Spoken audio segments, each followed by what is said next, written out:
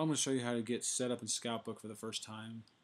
So inside your mailbox, you're going to get an invitation email with a temporary password. So you can follow the link over or go to Scoutbook, log in with that email address.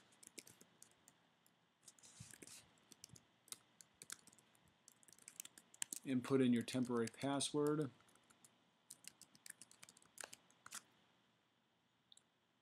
So now we're in. You'll want to go to My Dashboard, and since you came in with a temporary password, a good practice is come in and change your password to something that you'll remember. And come down to Edit Profile.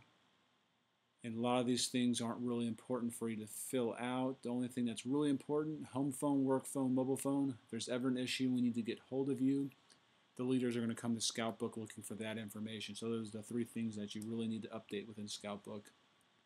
If you happen to know your BSA ID number, this is a good place to put it. We'll slowly update these throughout the system as we get them.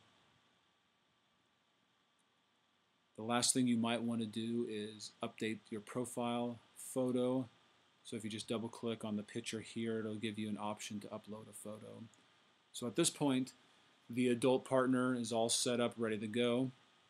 So let's go over and edit the Scout. We can come over to the Quick Nav tool here, find the Scout, and in this case I already have 2 parents set up. If you wanted to add a grandparent just so they could see how your son was progressing through the system, or you wanted to add your spouse, you'd come over to Test Connections here.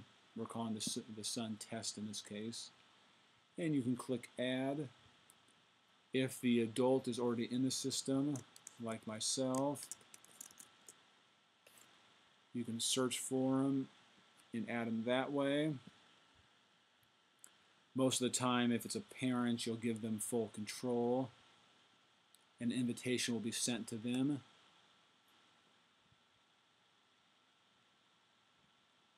That's an interesting error, so we'll cancel out of that. If they're not in this system, you'll enter their name and their email address, their relationship to the Scout. If they're a parent, you'll want to give them full control. If they're a grandparent, you probably just want to give them the ability to view the Scout's profile, since the grandparent's not going to be entering anything. That way you don't have anything accidentally get changed. So let's go back to Test Profile. There's a couple things you want to double check in his profile. Make sure the spelling of the name is correct. If your son goes by something other than his legal name, you can enter it under nickname and he'll show up by the nickname in the system. And birth date, that's the other important thing. So when we enter advancements and achievements into Scoutbook, we have to upload them into the BSA Internet Advancement System. And that system will filter by name and by birth date. So if the name's not in Scoutbook right or the birth date's not in Scoutbook right, your son's advancements will not get into the BSA system. Now there were a few cases where BSA had a wrong birth date for the boys. So in that case, you'll notice the birth date that's in the system.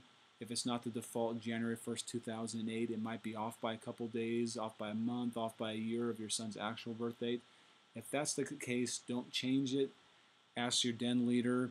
It's probably like that for a reason. The match BSA, once we recharter, we can correct those. But if it's pretty close, leave it alone. There's a reason for that.